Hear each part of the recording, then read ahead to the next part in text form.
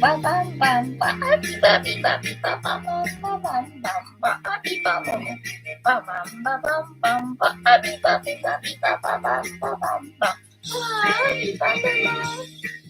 はい、藤子さんでございますよ。本日のお付き合いよろしくお願いいたします。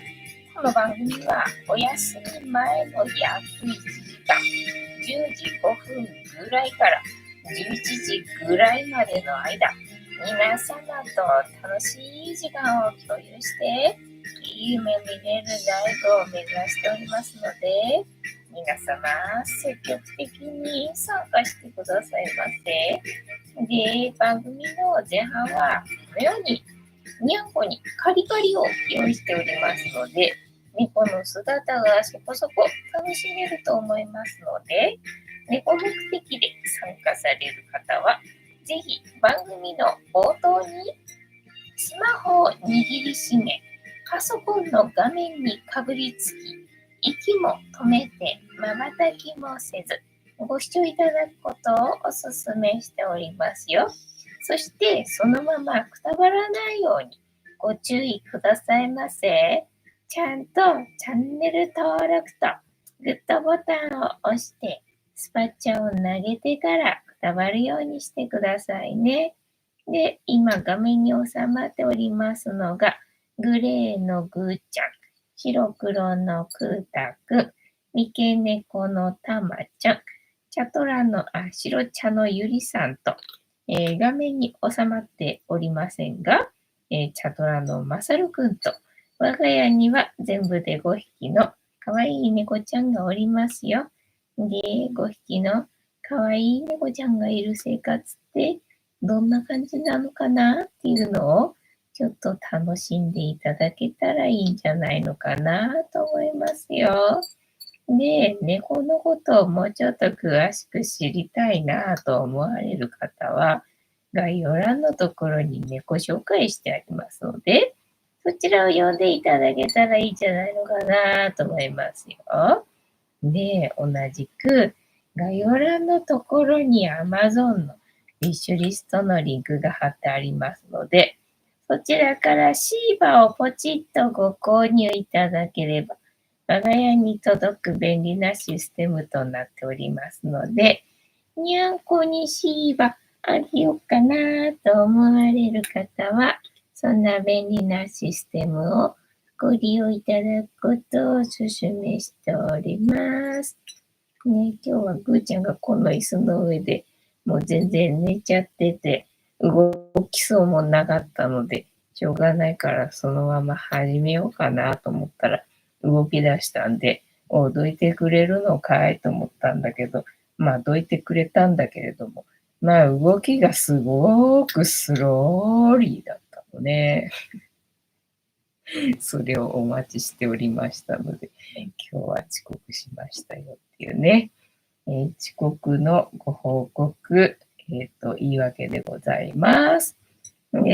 一日一個、猫に関してのお話もしませんので、これから皆様と一緒に乾杯しようと思いますので、お付き合いよろしくお願いいたします。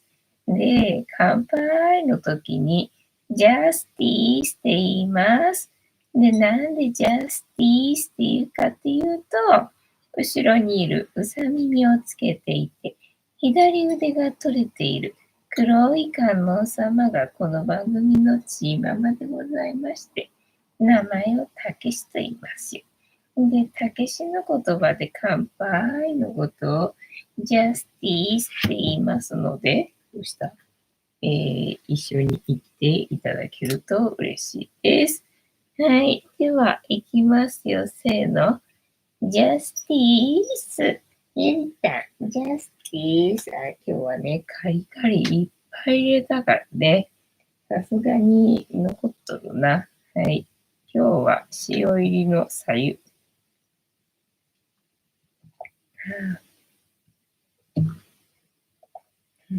今日も勢い余って朝な、たっぷりお湯を沸かしたものの、結局昼間暑くてな、アイスコーヒーを飲んどったので、ポットのお湯はほぼ残ってましたのでね、しょうがない。今日ももったいないから、塩入りの白湯にしてみましたよ。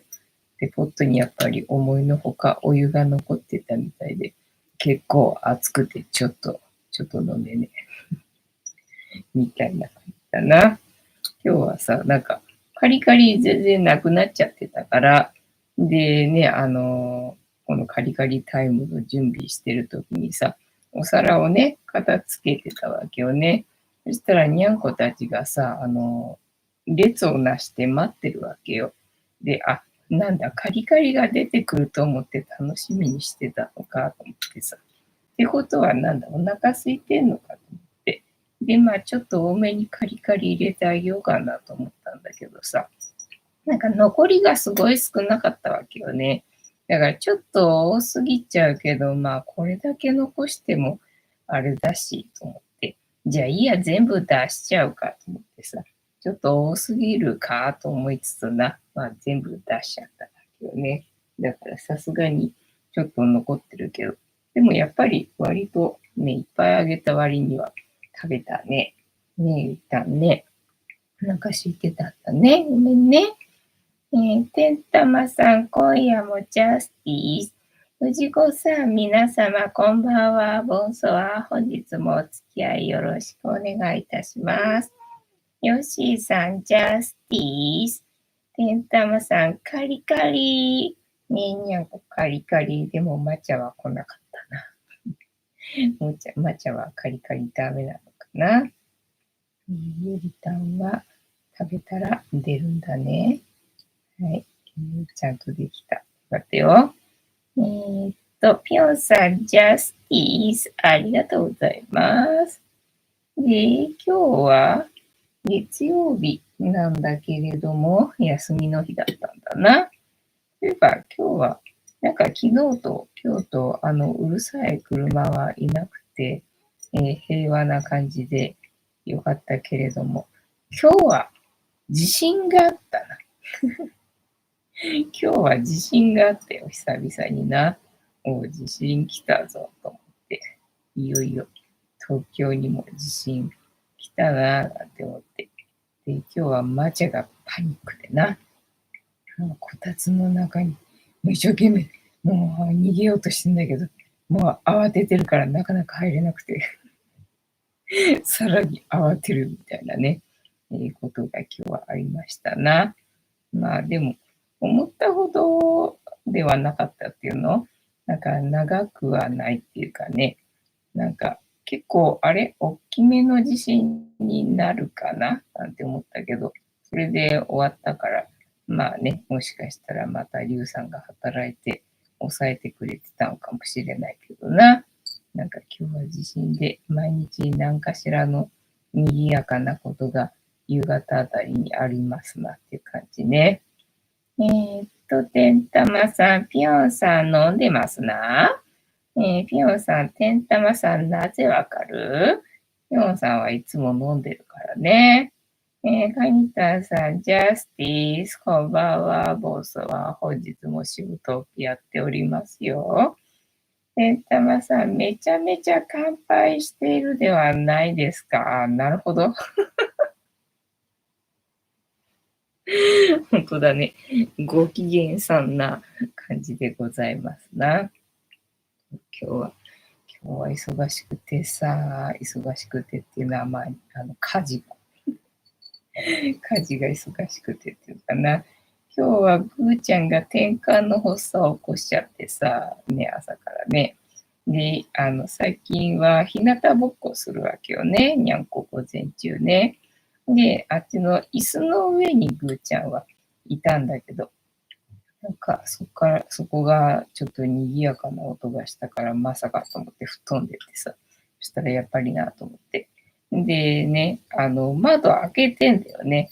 まあ窓開けてるんで、おかげでまあ日向ぼっこでベランダでな、しばらく暑いのにさ、ぐーちゃんと私とベランダにいたわけよね。で、今日は洗濯物が少ないっていうのかな。にゃんこシーツは洗わなきゃいけないから、まあ洗うんだけど、それ以外のものね、だから夏場だったらさ、シャツとかさ、汗かいたり、いろいろなんだかんだでさ、あるんで、それなりに洗い物あるんだけど、今ほら、そんなさ、アウターっていうのかな、汗かかないから、そんな汚れもしないでね、ゆりたにおしっこかけられたりとかすれば、まあ洗うんだけど、そういうのなければ別にそんな毎日洗うこともないからと思ったらさ、なんか今日洗うもん全然なかったんだよね。いや、なんかないなと思ってどうしようかなと思って、でもせっかく晴れてっからね、またなんか明後日ぐらいからずっと天気悪くなるみたいだからさ、なんか今のうちに洗えるもんないかななんて思って、あ、そうだ、カーテン洗おうと思ってさ、カーテン洗ったんだよね。で、まあ、まだ、脱水が終わって、干してない状態だったんだけど、ふーちゃんがなんかね、口開けて舌出して、はあはあはあはあしてたから、あ、やばい、暑いかと思って。さすがに暑いかと思ってな。で、あ、そうだ、ちょうど今カーテン干すつもりだったから、それ干しちゃえばいいかと思ってね、それ干してやって、で、まあ、ぐーちゃんは無事日陰になったんでね、多少マシな感じだと思うんだけど、ただまあ私のところはね、部屋の中の方は、日が思いっきり照ってる時間帯だったんで、まあ、暑くてなみたいな感じだったんだよね。で、今日はぐーちゃんがしばらくなんか怪しい状態だったので、ずーっとそれをね、見守ってましたので。で、まあ、ゆりたんも泣いてるわ、ぐーちゃんも泣いてるわ、でな。今日は我が家がなんだか賑やかだったかな、みたいな、そんな感じでしたかね。えーっと、ピョンさん、てんたまさん、お見事、いつも飲んでるわよ、藤子さんね。そうだよね。で、あれ、結構食べたね。いっぱい乗せた割には結構食べたな。いや、あと3粒ぐらい怒ってるけどな。あそこ見えないけど、まあ、にゃんこが来れば、この姿は見えるか。こんな感じか。これは、体からいくか。こうすればいいか。はい。で、今日は、生姜がね、あってさ、で、カツオのたたき用にさ、生姜をすりおろしたんだけど、まあ、ちょこっとだけすりおろすのは、まあ、またなんかめんどくさいというか、あれなんで、まあ、全部すっちゃえと思ってさ、全部すりおろしてあったっけよね。で、まあ、またそれの残りがあって、で、冷蔵庫の中がさ、生姜臭だったわけよね。で、あ、そうだと思ってな、このすりおろした生姜あるから、これどうしようかなと思って、まあ、次のカツオに使ってしまうのももったいない気がするので、またすぐカツオ食べるのはさ、ちょっと3日後ぐらいにしようかなと楽しみにな、とっとこうかなと思って、で、そうだ、イワシの缶詰な、この前イワシの缶詰買ったけどさ、水煮をさ、洗濯してしまったもんだからさ、なんかサバ缶の水煮って美味しいんだけどさ、なんかイワシ缶の水煮って美味しくないんだなっていうことをまあ学んだというか、まあ違うメーカーだから美味しくなかったのか知らんけどな。まあ、とにかく今、うちにね、あるイワシ缶はあまり美味しくないやつだったなと思って、いや、この生姜つけて食べたら美味しいんじゃないかと思ってさ、それで、今日はイワシに生姜使って食べたんだよね。で、そのイワシ汁ね、前はさ、捨てたんだったっけな。なんか、塩分があるかしらと思って。ただまあ食べてみたところ、本当に水煮なんだなっていう感じでさ、なんか味が全然なかったんで、じゃあこれはもう本当に煮汁、ただの煮汁だなって思ったら、じゃあまあにゃんこにあげてみっかみたいな気になってさ。でまあだからといってにゃんこが食べるか飲むかとかわかんないけどねと思ってさ、にゃんこのね、ご飯のところに置いといたわけよね。そしたらね、やっぱりクータと抹茶が舐めてたね。結構舐めたかな。で、ジョシーズは舐めなくてな。なんかね、魚は男子が好きなんだよね。ほんでね、なんか、肉系は女子が好きみたいなんだよね。食べたな。全部食べたよ。お腹空いてたんだね。ごめんね。あ、よかったよ。全部あげてな。はい、ゆりたん全部食べました。入るんかい？ね、ゆりたんは、こたつの中に入りましょう。入った。はい。ていうたさ、抹茶が最後さらっていきましたね。だいぶ食べてたよな。そして最後ね、ゆりたんが全部きれいに食べましたよって感じだな。ぴょんさん、スーパーでブリのカマ買ってきて、醤油、酒、生姜で炊いたら最高のつまみです。そうだろうな。うまいよな。生姜だけで食べると辛くてあれだけど、魚と合わせるとうまいよな。生姜ありがとうって感じな。てんたまさん、先日薬局でホッケの缶詰が半額なので、よく缶詰の半額に出くわすね。てんたまさんだ。羨ましいな。買ってみたら、大変淡白な味で微妙でした。やっぱり当たり外れあるんだね、缶詰ってね。なんかほら、今までそんなに缶詰ね、買って食べることってなかったからさ。買っても、焼き鳥の缶詰が好きだったんだよね。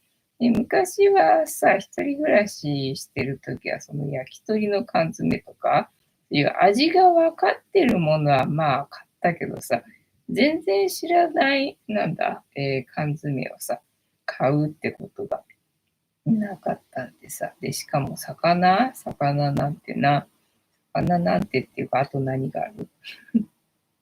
ツナ缶はまあね、常備してたんで、買ってあったかなって思うけど、あとあれだ、コンビーフだ。コンビーフが好きで、で、コンビーフをよく煮物にしたんだったっけな。えっとね、キャベツとコンビーフと玉ねぎのなんかスープにしてよく飲んでたような気がするけど、違うかな。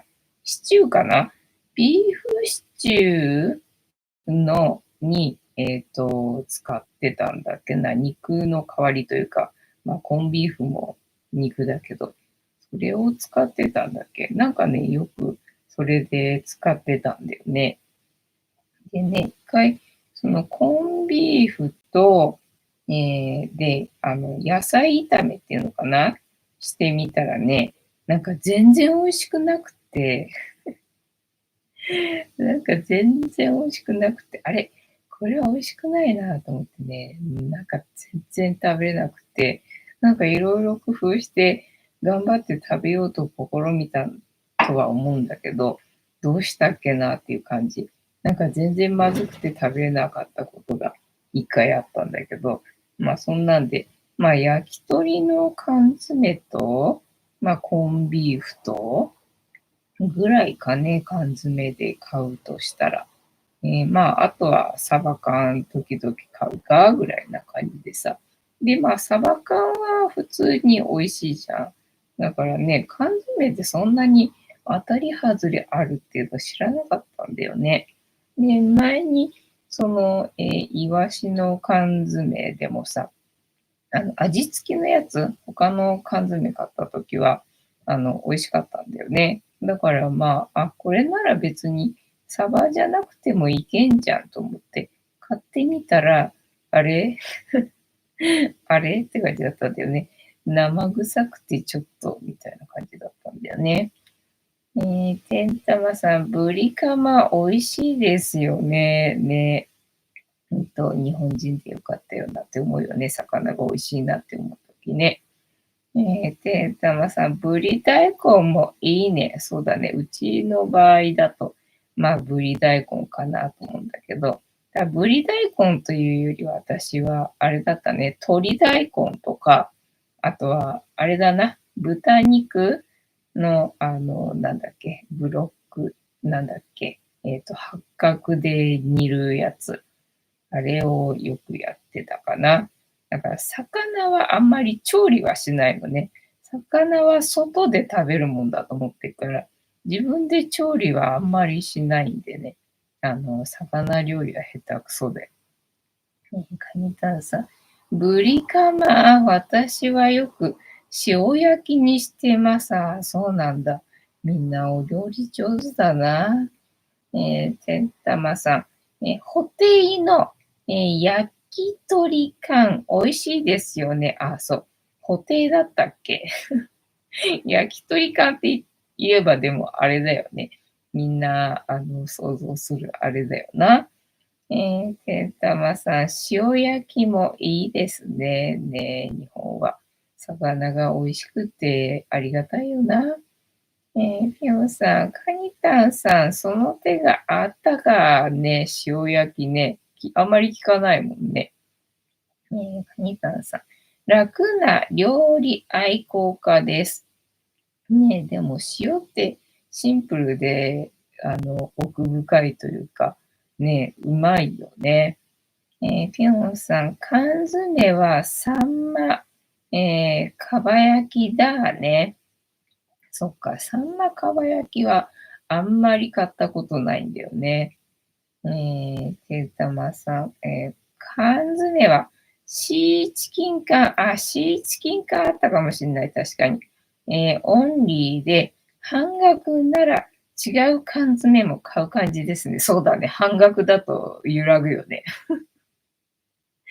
半額だったらね、まあ、失敗してもみたいなとこあるから買っちゃう感じよね。てんたまさん、でも、布袋の焼き鳥缶の半額には遭遇しないんですよね。そうだね。あんまり缶詰の半額は遭遇しないかな。あ、そういえば、なんだっけな。あ、そうだ。やっぱり、サバ缶みたいな、なんか魚系の缶詰だったっけ？違うかな。ホタテかカニかなんかの缶詰だったのかな。だからそもそもの値段が高いんで、なんか割引にされたところで、なんかちょっと買えないみたいな、そんな缶詰がね、ずっとスーパーで割引の棚に置かれてて、で、あんまり減ってかないっていうかさ、だからそのスーパーもそんなしょっちゅう行くわけじゃないっていうかさ、なんか用事がある時についでに行くみたいな、郵便局に行くついでとかさ、コンビニにポスト投函するために行くとかさ、そういうついでの時に行くだけだから毎日行くわけじゃないのに、なんかね、ずーっとあったんだよね、その缶詰がね。で私も一旦ちょっとね、手には取ったんだけど、ね、で、あ、いいや、みたいな感じで棚に戻したんだけど、なかなか缶詰が減らなかったよな。私が戻した理由は、添加物がね、ちょっとやばい感じだったんで、いや、それでこの値段だったら別にいらないや、みたいな感じで、で、まあ、戻したんだけどね、なかなかあれがね、減ってかなかったんだよ。だから、あれこれなんでかなっていうふうに思ったんだよね。そんなのがあったかな。だから缶詰半額には出くわさないな。なんか何割引きみたいな感じはあってもね。まあそれでもね、保存できる食べ物なんでね、缶詰が割引だとちょっと、ってなるよな。中身次第でっていう感じなんだけどね。で、あとは何があったっけ今日は。農協やってないかな。農協やってなくて、で、スーパーには行ったんだっけ。さっき行ったな。さっきの前に、そうか、昼も行った。だから2回今日スーパー行ったんだ。そうそうそう。昨日は野菜ないと思って、で、野菜が割引になってなかったんで、じゃあ冷凍でと思ってね、冷凍のインゲンを昨日買って、で、なんだっけ、ごまがないから、和えにして、ごまなし和えっていうの。だから、インゲンにね、最初はまあ醤油かけて食べるつもりだったんだけど、なんかインゲンの面白いレシピあるかなと思ってみたら、インゲンのごま和えが出てきて、であ、そっか、インゲンといえばごま和えかと思ってさ、ただ今うちにごまねえなと思って、で、ごまの代わりに前はさ、きなこ和えとかしてたんだけど、いや、まあ、きなこあるんだけどね。ただなんかもう一回やって満足したから、なんかもういいやっていうのがあって、なので、じゃあどうしようかな。じゃあごまなしでいいかと思ってね。まあ結局は砂糖醤油ってことよね。砂糖醤油であえて昨日はさ、食べたんだけど、まあインゲンの場合は、あれだね、ごま和えだったらまだしも、ごまないんであれば、醤油だけの方のが良かったな。砂糖いらなかったな、みたいな感じで、昨日は食べたんだけどさ。で、今日はなんだっけ、あ、そう、そろそろ納豆でも買おうかな、それか豆腐かな、みたいな。あ、そうだ、今日は味噌汁作るつもりでさ、久々にな、夏の暑い間はさ、ずっとさ、熱いものはいらなかったから、ね、味噌汁飲もうって気にならなかったからさ、だし用の煮干しがずっとね、残ってたわけよね、冷蔵庫の中で。で、そろそろこれを消費したいんだよね、と思って。で、じゃあそろそろ味噌汁でも作ろうかっていうのでさ、昨日水につけてね、用意しといたわけよね。で、そうだ、今日は味噌汁作んなきゃいけなかったんだと思って。で、味噌汁の具を買いに行こうと思ってさ、で、豆腐かな、納豆も買うかなみたいな感じで、で、スーパーに行ったんだ。そしたらね、なめこが30%引きになってて、あ、なめこかと思って、なめこいいかもと思って、なめこ買って、で、ネギのもうすでに切ってあるやつね、切られてパックになってるやつも30%引きのシール貼られてたから、じゃあ、これでいいかと思ってね。今日はネギとなめこの味噌汁を作ろうとして。でね、納豆どうしようかなと思って。まあ割引のシール貼られたらそれ買おうかなと思ってたけど、最近全然納豆ね、割引のシール貼られてないんだよね。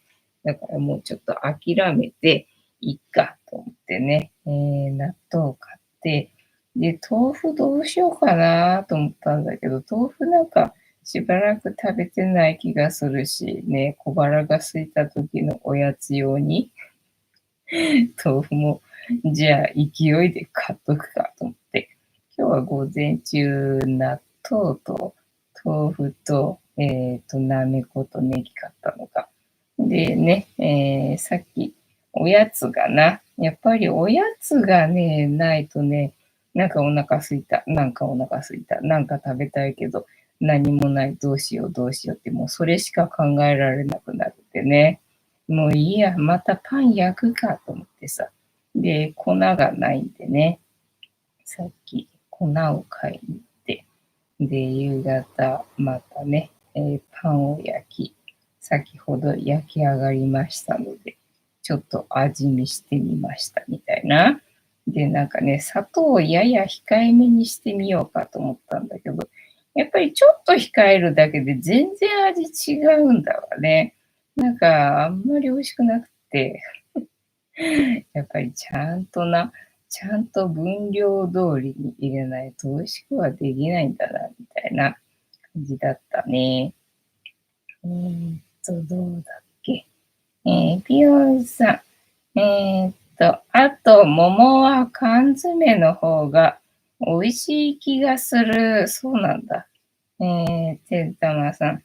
ぴょんさん、関東の OK ストア、スーパードライも一番搾りも税抜き169円って安いと思いません。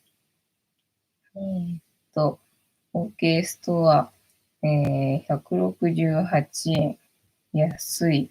まあね、なんかほら、お酒の方のがさ、普通のドリンクよりもさ、安いんだよね。それってどういうことって思うんだけどな。ぴょんさん、てんたまさん、スーパードライ169円それおかしいばい。じゃあ、あれか。スーパードライとか一番搾りっていうのは、他のドリンクよりも、またもうちょい高いものなのかな。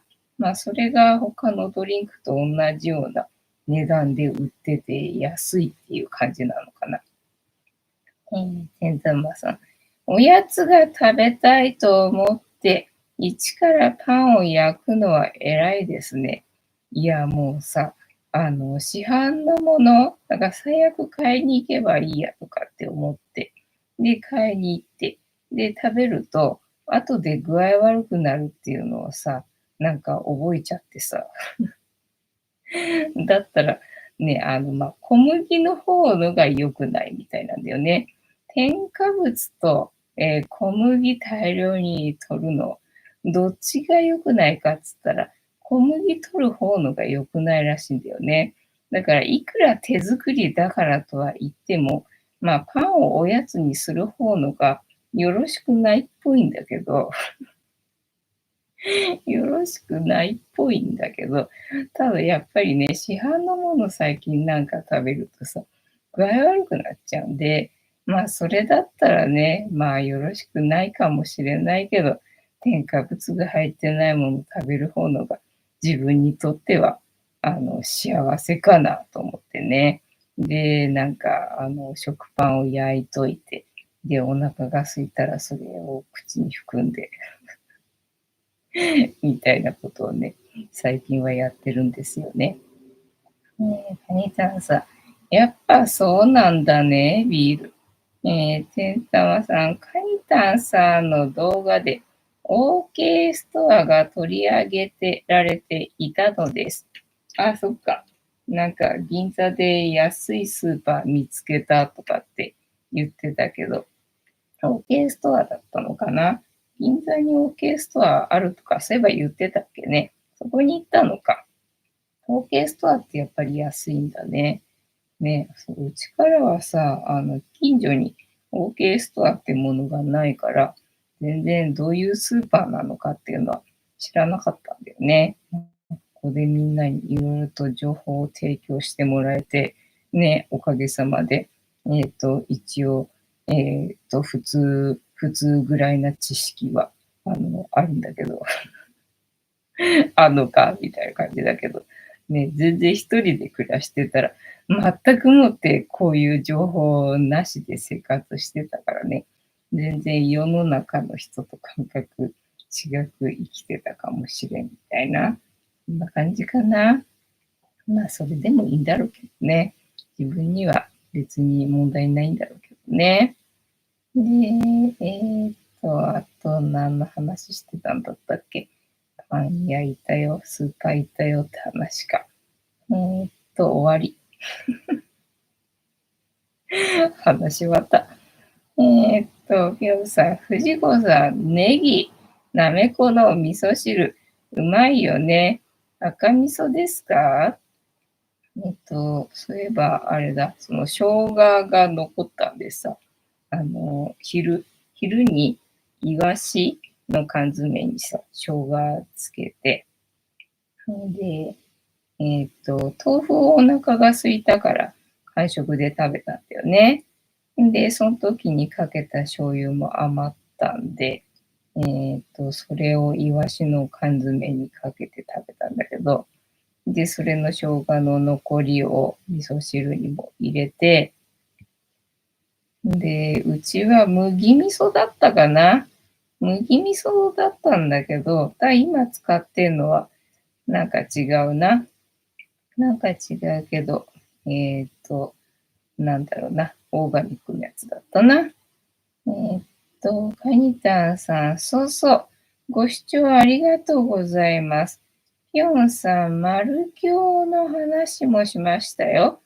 昔、カップ麺激安だったので、昔はそう激安の袋麺をさ、とにかく、買い込んでてな。で、段ボール箱いっぱいに、そのインスタント麺っていうのかな、それらの入れ物があってさ、で、朝学校行く前、だいたい学校が午後からみたいな感じだったので、で、午前中にそれを食べて、で、食べ終わってから学校行ってみたいな。だから毎日朝ごはんっていうのかな。に、カップ麺というかな。袋麺というかな。それらを食べてた気がするよね。昔はね、その袋麺がさ、5袋入りっていうの ?5 袋で1パックみたいなので、まあ、198円が、まあ、最安値だったかな、みたいな感じだから、そうすると、40円、一食40円ぐらいな感じだね。そんなんでやってたかな。で、まあ、カップ麺が、まあ、100円だけど、それがさらに、割引になってるとか、なんか100円以下でないと買わなかったんだよね。だいたい1食4、50円で、済まそうっていう、魂胆だったので、なんかそんな生活をしてた気がする。だからまあ、それに具で、カットわかめは常に常備してたわけよね。で、そのカットわかめを入れて、で、食べてたよな。ピヨンさん、カニタンさん、ローカル話題ありがとうございます。私はマルキョウよりもトライアル派です。カニタンさん、うちも久留米のトライアルにはお世話になりました。てんたまさん、香川県にも今年に入ってトライアルでできてますよ。へえ、そうなのね。知らないけど。カニタンさん、そうですか。トライアルっていうのが熱いんだな。そんな知らんかったぜ。そういえばさ、昨日、なんだっけ、統合失調症についてさ、話をしてたじゃんか。そしたらさ、今日 YouTube のおすすめにさ、トライアルじゃないよ。統合失調症になった俺の話を、書いておくみたいな感じの動画が上がってきたんだよね。で、ほら、ここでさ、話題っていうかさ、ネタというか、話をしただけでさ、別に何かしら、検索したりとかさ、そういう行動を起こしたわけでもないのに、なんでそうやって統合失調症のね、動画がこんな出てくんだと思って、ちょっとびっくりしたんだけどさ、昨日話したからかいと思ってさ、でね、じゃあまあしょうがない。クリックしてみるかと思ってさ。でね、統合失調症ってどういう病気なんだろうなと思ったら、なんかそれはね、その人が、一別体験の話をしてんのね。なんだ、一別体験じゃんって思ったんだけど、なんかその人の中には一別体験っていう概念というか言葉というか、それは知らなかったっぽいんだよね。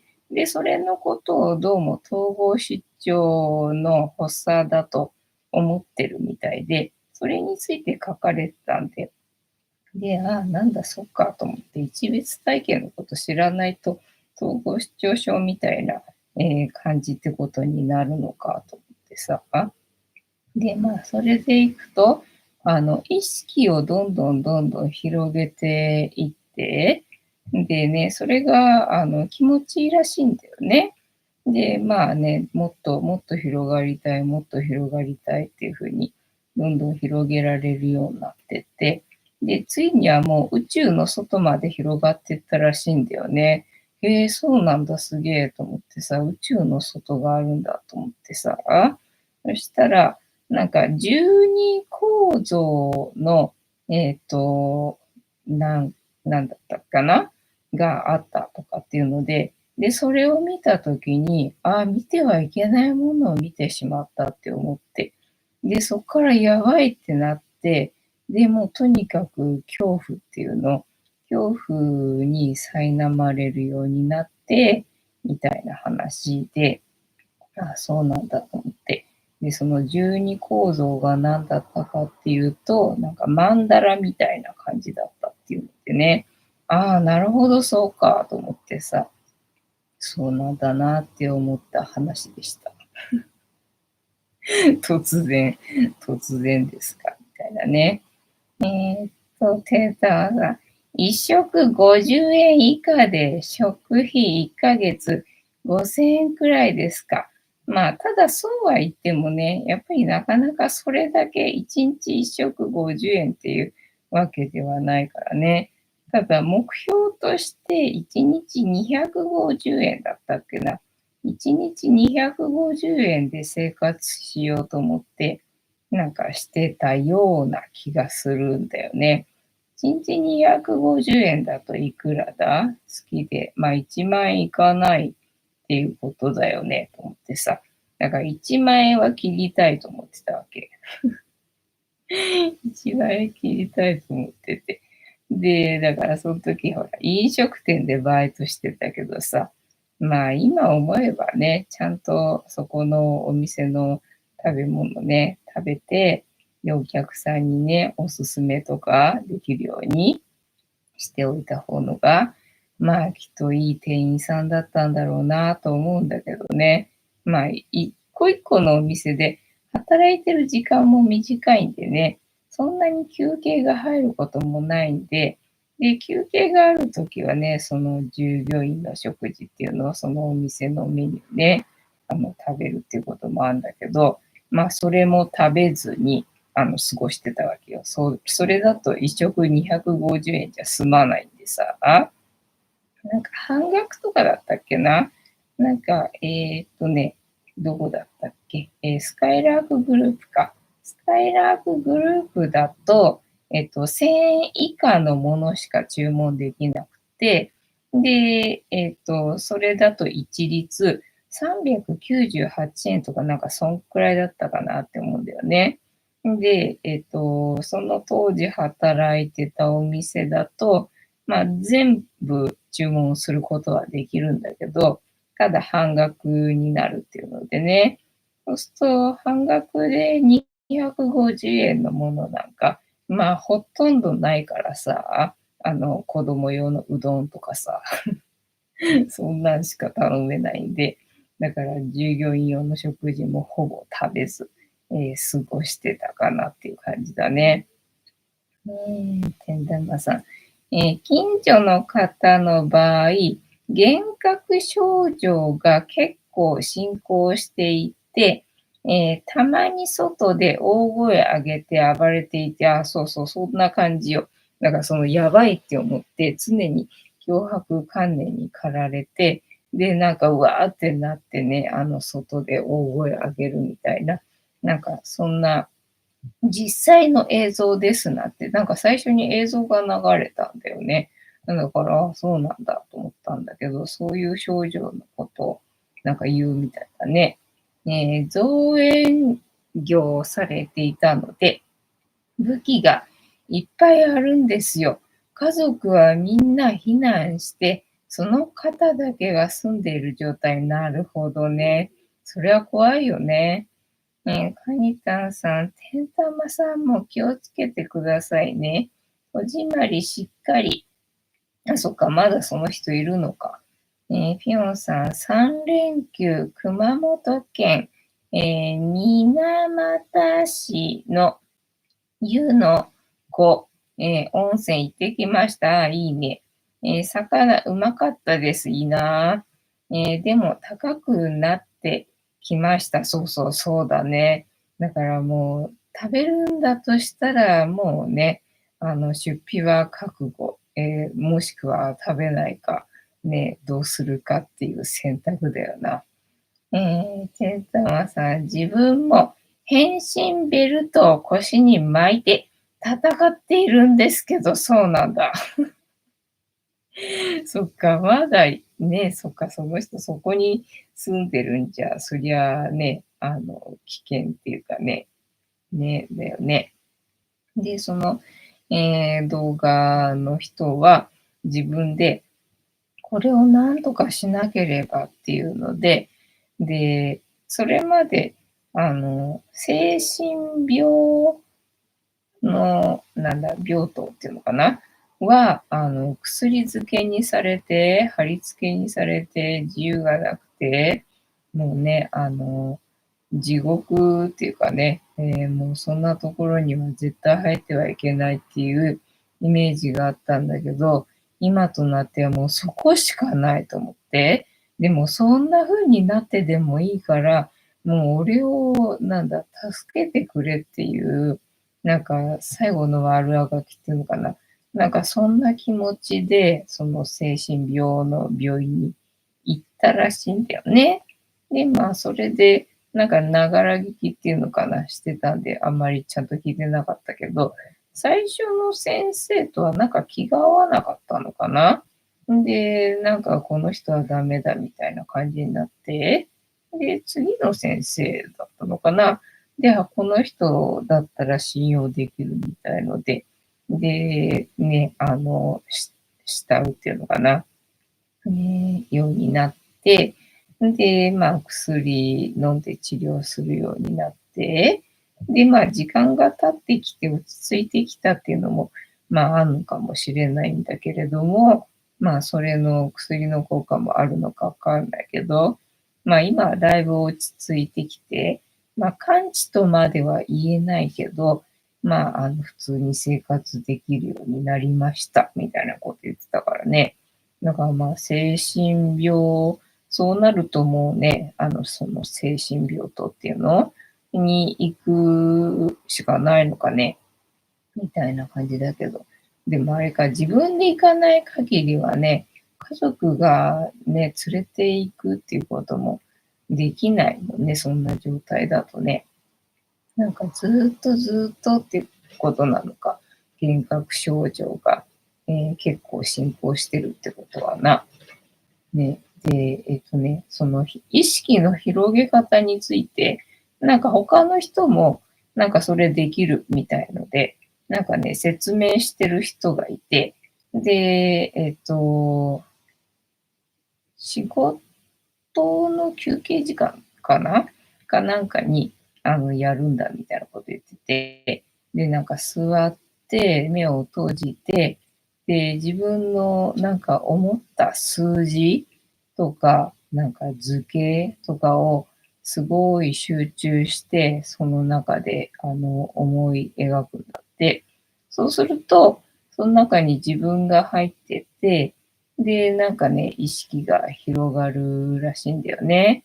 なので、皆さんくれぐれも仕事の休憩中に目を閉じて、集中して、その図形とか、思い描かないようにみたいな、そんな終わり方だったんだよね、確かね。いや、そうなんだと思ってね。できる人結構世の中いっぱいいるんだねと思って、へーって思ったんだけどな。私はなかなかできんけれども。ね。えーっと、ペーターさん、ピョンさん、いいなね。温泉行って、ね、お魚うまくてよかったよね。天沢さん、入院して、投薬しない限り、症状はどんどん進行しますからね。そうなんだね。どこまでも進行するのか。なんかに、そう、大声で暴れてね。だからその人はその宇宙に殺されると思ったので、ね、やばいもん見ちゃったって思ったから、宇宙に殺されるって思って、で、それで、わーわーね、騒いでたんだよね。だから心配っていうのかな。そういう難関に襲われるみたいので、そうやって騒ぐんだろうね。てんたまさん。温泉と地元の新鮮な魚って最強ね。もうほんと、極楽だよね。もうほんと、極楽としか言いようがないよな。あとなんかあったっけな。そうね。だからコロナのさ、ワクチンすげえことになってるなっていうのが、今日はちょっとびっくり。ちょっとびっくり。みたいな感じね。なんか70人が打って、70人全員死亡したらしいじゃんか。これね、どうするんだろうねっていう感じだよね。ーっと、で、ダマさん、人間が3つ目の宇宙人とかに、3つ目の宇宙人とかに見えるらしいんです。なるほどね。じゃあその人見えちゃう人なのかもしれないね。ぴょんさん、私も統合失調症ではないですが、全く眠れなくなって、病院行ったら不安障害って言われて、薬漬けの日々が半年続いたことあります。なんかもう全然、ね、なんか睡眠とってない、何十年だっけ。なんか睡眠とってない人とか、なんかいなかったっけ。そんな人どうなったんだろう。今でも寝てないのかな。てんたまさん、ぴよんさん、半年も薬漬けって辛かったですね。私も子供の頃からずーっと薬飲んでたから、同じようなもんなのかな。はい。というわけで、本日も突然始まるアファメーションタイム。この言葉はみんなで一緒に3回言いますので、お付き合いよろしくお願いいたします。みんなの波動が上がれば、地球の波動も上がる。世界のために言うぞ。はーい。アファメーションタイム。では、行きましょう。せーの。は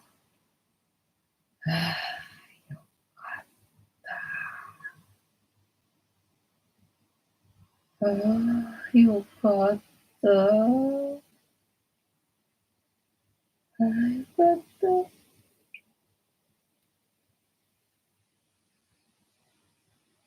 かったよかった。そっか。じゃあ、その人が治ったのはね、自分の気の合う先生に会えたことだから、その人もあれだね、自分のことを分かってくれる人に出会えたら、ね、治療もできるのかもしれないな。どうぞ。ピヨンさんが温泉で癒されててよかったね。温泉はいいと思うよ。ね、だからお金全部温泉にはたいたらいいんじゃないでしょうか。本当そう思ってるよ。ってなわけで、本日も竹縄ではございますが、いいお時間になってまいりましたので、そろそろお開きにさせていただきまして、調子が良ければ11時ぐらいまで毎日のようにやっておりますので、お時間合うときはお付き合いいただけると嬉しいです。で、私の人生の目的は、私の笑顔で私とみんなを幸せにすることですので、チャンネル登録がまだの方は、チャンネル登録とグッドボタンを押して、スパチャを投げといていただけると、私が笑顔になりますので、よろしくお願いいたします。あと、無理でなければ、お友達へのシェアもよろしくお願いいたします。猫の姿が物足りなかったよって方は、このチャンネルには猫の動画がいっぱいありますので、そちらを全部見とけばいいんじゃないかなと思いますよ。てなわけで本日もお付き合いありがとうございました。次回も見てくれるかな？はーい、いいとも。じゃんけんぽい。はい、ではでは、いい夢見てね。おやすみなさい。バイならー。